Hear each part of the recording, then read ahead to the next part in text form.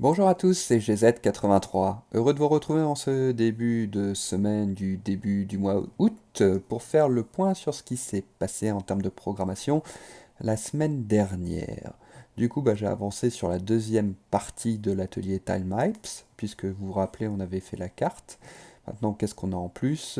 On a, en fonction de la casque, là, et la souris, on récupère ici l'information de la tuile dont il s'agit. Donc là, par exemple, la tuile 13 du sable, la tuile d'arbre 55, un autre type d'arbre, celui-ci, le 58, etc., etc.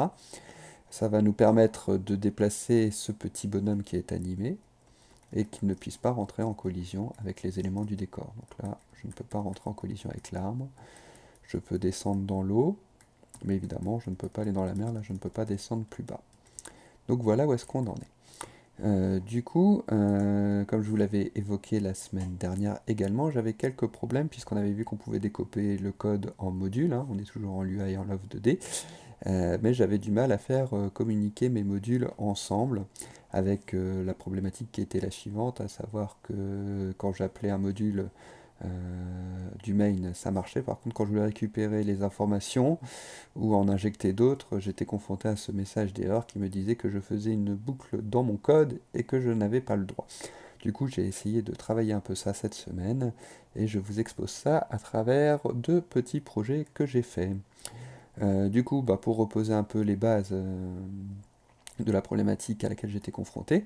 Donc là, j'étais dans le programme main et j'appelais trois modules. Le module map qui me permettait de créer une map, le module ennemi qui me permettait de créer mes ennemis et le module player qui me permettait de créer mon héros. Et je récupérais toutes ces informations à travers trois variables complexes que j'appelais mygame, mymob et myhero.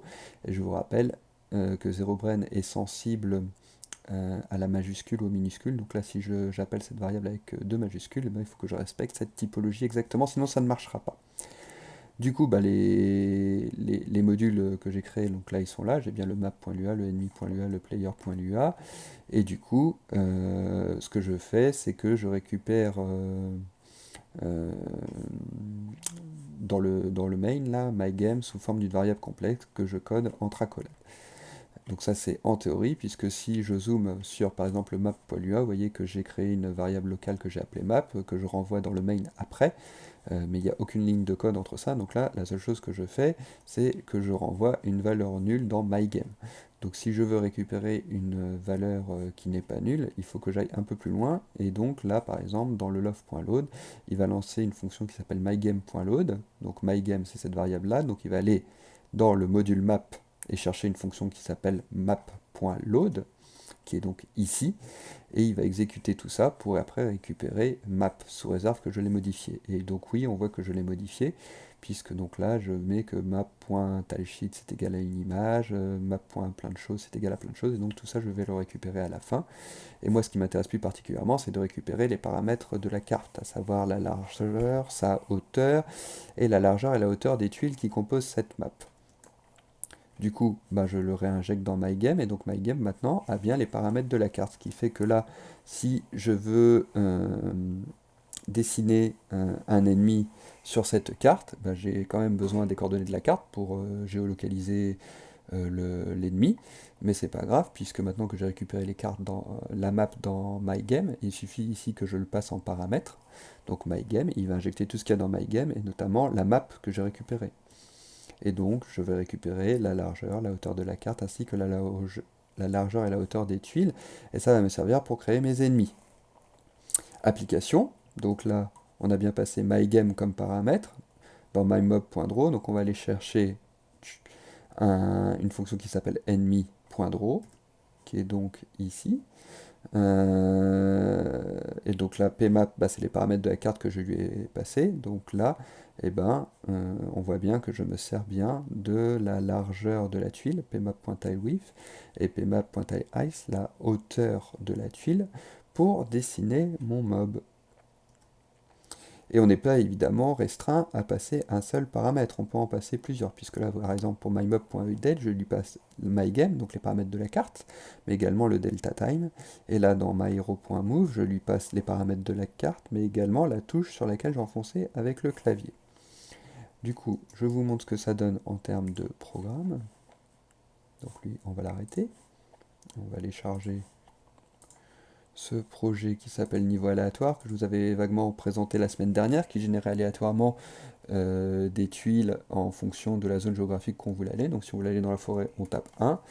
La seule chose que j'ai fait, c'est que j'ai mis des restrictions pour qu'il n'y ait pas plus de 20% d'arbres sur la carte. Et vous voyez que là, ça génère aléatoirement une dizaine d'ennemis différents qui se déplacent tous de manière indépendante et qui ne rentrent pas en collision avec les éléments du décor.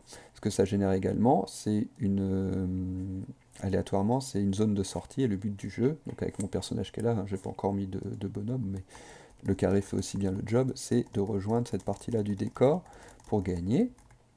Donc là c'est super, et si je recommence, donc ça me génère aléatoirement autre chose. Mais du coup, si un ennemi me rentre dedans ou si je rentre dans un ennemi, eh ben, je vais avoir perdu. Démonstration, voilà, j'ai perdu. Et puis donc là, je peux relancer, je peux reloader. Donc là, j'ai perdu. Et le but du jeu, c'est toujours pareil, c'est d'arriver à la zone de sortie pour gagner. Donc ça, voilà, ce petit premier programme. Deuxième programme, donc vous allez voir que là, j'ai poussé le vice encore plus loin, puisque là, j'ai vraiment découpé en 1, 2, 3, 4, 5, 6, 7, 8 modules différents pour vraiment bien m'entraîner. Et donc là, on arrive vraiment dans les prémices, je pense, de la programmation orientée objet, puisque je vous montre le projet. Donc c'est un unlock, un peu comme j'avais fait pour le projet GameJam, qui est toujours libre d'accès, qu'on peut trouver sur Internet, et que j'ai essayé de coder. Et cette fois, ça se passe dans une chambre d'hôtel. Donc là, j'ai mon personnage, que je peux déplacer sur la carte. Évidemment, il ne peut pas sortir de la carte. Si j'arrive dans une case, bah, ça ouvre dans une fenêtre un autre élément en rapport. Donc là, 63, une grille d'aération. La 15, ça m'ouvre un bureau. Si là, je clique sur le tiroir, bah, ça m'ouvre le tiroir. Si je clique sur l'écran, ça m'ouvre l'écran. Si je me rebarre, bah, évidemment, ça me referme. Il faut que je fasse la manip. Donc voilà. Un objet carte avec le personnage qui se déplace. Un objet première fenêtre. Un objet deuxième fenêtre. Et un objet inventaire. Et là, on se rapproche presque d'un inventaire professionnel, puisque quand je descends ma souris, ça se monte. Et quand je l'enlève, ça descend, etc., etc. Et donc évidemment, on va pouvoir récupérer des objets. Donc là, je récupère les cartes et ça me le met dans mon inventaire. Et donc là, je peux évidemment prendre les cartes, les déplacer, ça revient. Si la souris se barre, hop, évidemment, je peux en prendre plusieurs, hein. Donc là, dans le tiroir, je peux prendre un tournevis. Et donc voilà, hein. Là, on est bien. Donc là, je peux prendre le tournevis, il revient à sa place. Si je prends ça, ça revient à sa place. Donc voilà, ça permet comme ça de créer des objets, ce qui est quand même beaucoup plus simple à manipuler dans le code, et qui met un peu en application tout ce qu'on a vu dans l'atelier Tilemaps. Donc voilà, c'est tout pour cette semaine. Donc bah, la suite des événements, donc là, je vais faire une pause sur cet atelier Tilemaps, puisqu'il y avait en bonus créer un brouillard de gare. J'y reviendrai par la suite, parce que là, j'ai vraiment envie d'attaquer le fameux Shoot 'em Up, qui va permettre de faire le point un peu sur tout ce qu'on a vu, et je pense d'avancer dans la programmation orientée objet, parce que j'ai un peu commencé, et notamment au tout début on crée une usine à sprite, je vous montrerai ça, et donc là je pense qu'on se rapproche vraiment dans la programmation orientée objet. L'atelier est divisé en deux parties. Au début on revoit toutes les bases qu'on a vues, et puis après on y va, hein. On crée des ennemis, on crée des tirs, on crée une carte, on anime la carte, on crée un boss, on crée des écrans.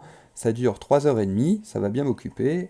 Et donc là, je pars en vacances et on se revoit en septembre pour faire le point au terme de cet atelier Shoot 'em Up en Lua et Love 2D.